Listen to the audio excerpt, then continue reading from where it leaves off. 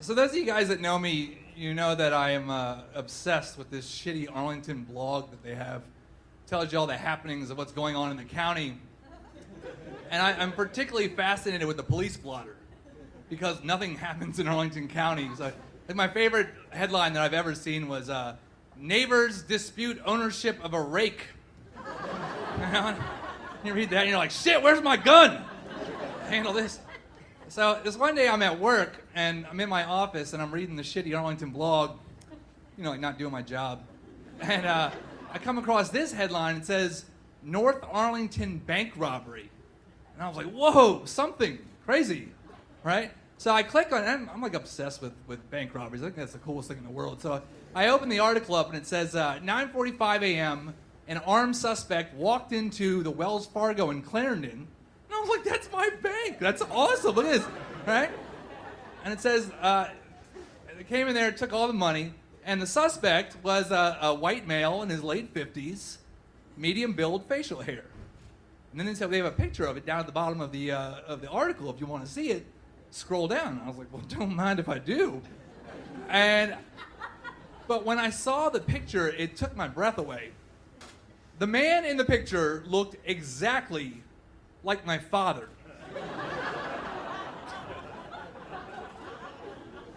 I didn't laugh like that when I saw it. Little background on my father. Well, I mean, he's a white male in his late 50s with facial hair and a medium build. But he's also got a little bit of a checkered past. Like when I was a kid, he was actually locked up. So it's not outside the realm of possibility that he robbed a bank. But that was a long time ago. Like, he's almost 60. It's hard to picture him robbing a bank. Except there's a picture of him robbing a bank, so it's not impossible, I guess, right? So I'm so freaked out that I copy and I paste the URL into an email and I send it to my wife. And I call her, and all I really want to hear her say is just go, I don't get it. Who is that? But she goes, holy shit, is that him? And I've got my office phone like up to my ear, and all of a sudden I hear bloop. And I grab my cell phone, and it's my brother texting me. Did Dad rob a bank? Bloop, from my cousin. It's like, dude, look at the shitty Arlington blog. I was like, oh no, I'm on. Bloop, my best friend. I hope you're sitting down. I'm like, so another little bit of backstory. My father and I, about 2 months before that, had this huge blowout, and we hadn't spoken the whole time. And it broke my heart, but he's made some like choices that I just don't agree with, and so I'm not willing to back down, he's not willing to back down, so we haven't talked. And the only reason I'm telling you this is because you're probably wondering, like, well, why don't you just ask your dad? Well, I can't. I'm not talking to him. So I can't just knock on his door and be like, hey, Dad, I know we haven't talked in like 2 months, but did you rob a bank this morning? You sly fox, you old devil. Did you brandish a weapon in a Wells Fargo and take all the money? So I can't do that. So instead, now I have all these emotions like kind of trapped inside me, and I'm completely confused, and I'm overwhelmed, and I'm not scared. I was a little bit scared, you know? So that night, I went to my guys' night. We go to Buffalo Wild Wings every Tuesday. I told you, it's Arlington. What do you want? So we're there, and one of my buddies goes, Mike, you seem completely despondent, dude. What's going on? And I was like, well, I was reading the Arlington blog, and he was like, the shitty one? I was like, is there another? And I was like, I think my dad robbed a bank.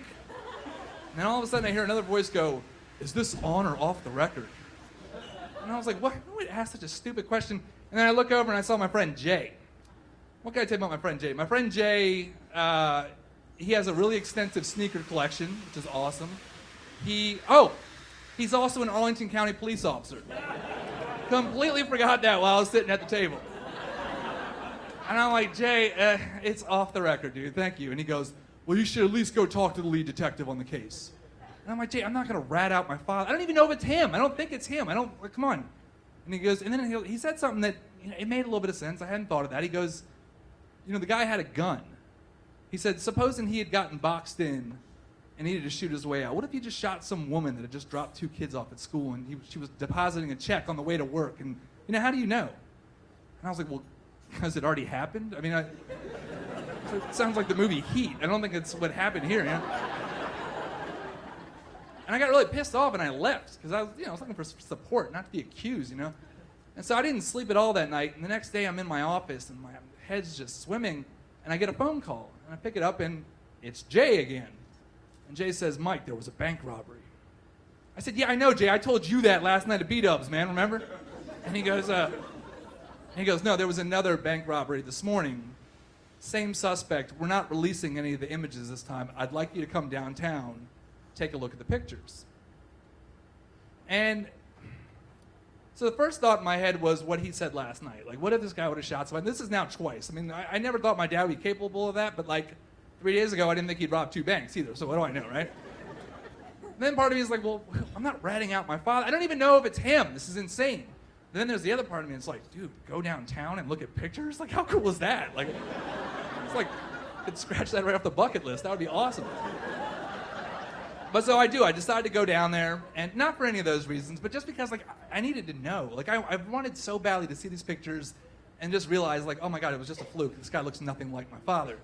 So I go down there to the police station, and it looks just like you would imagine. Like, it's like this back investigation room with like a light hanging down, and there's 2 detectives and 2 cops in there, and then this big burly detective, he's got this gigantic mustache. He comes over to me and goes, hey, are you the guy's kid? And I was like, no, well, we don't know. No, I don't know that. We don't know. That's why I'm here, right? And he goes, hey, Barnes, it's the guy's kid. I said, no, it's not, Barnes. We don't know that. Barnes, relax. So Barnes and the 2 cops walk out. Now it's just me and Detective Mustache over here.